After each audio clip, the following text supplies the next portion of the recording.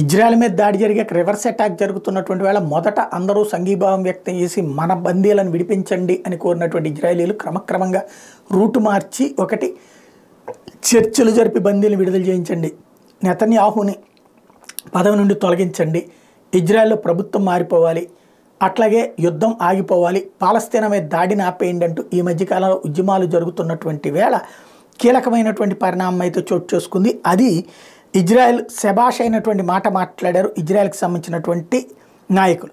Israel's deputy speaker has doubled down his call to burn down Gaza. Nissim Vaturi, a leader from Benjamin Netanyahu's Likud party, said he stands by his comments he made in a tweet in November last year. 100,000 remain. I have no mercy for those who are still there. We need to eliminate them, he added.